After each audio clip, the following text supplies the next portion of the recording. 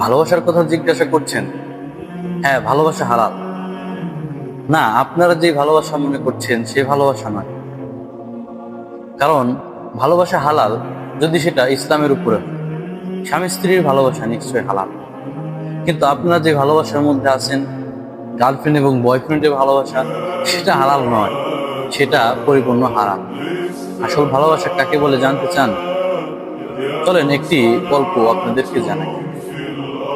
নবী করিম সাল্লাল্লাহু আলাইহি ওয়াসাল্লামের সবচেয়ে নিকটবর্তী একজন মানুষ ছিল এই আলী রাদিয়াল্লাহু তাআলা আনহু।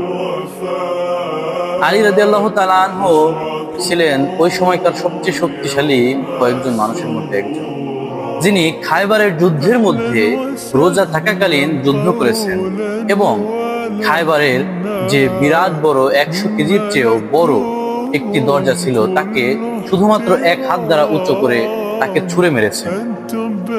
সেই ব্যক্তি ছিল এই আলী রাদিয়াল্লাহু তাআলা আনহু।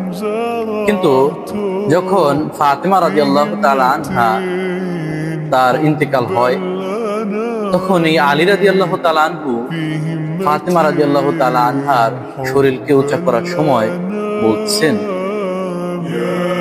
যে, তোমরা কে কে আসো আমার পাশে, দয়া করে কেউ আসো এবং আমাকে একটু সাহায্য করো ফাতেমার শরীরকে তোলার জন্য, আমার পা কাঁপতেছে।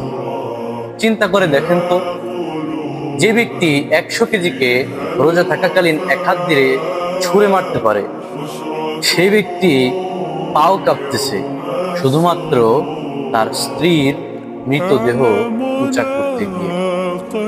এটা ছিল আসল ভালোবাসা। আমাদের যুগের মধ্যে এই হালাল ভালোবাসা নাই বললেই চলে।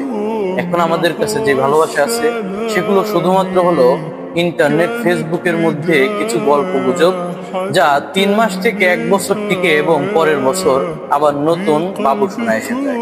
তো সেই ভালোবাসাকে কখনোই ইসলামিক ভালোবাসার সাথে গুলিয়ে নেবেন না। দুটি ভালোবাসা পরিপূর্ণ আলাদা।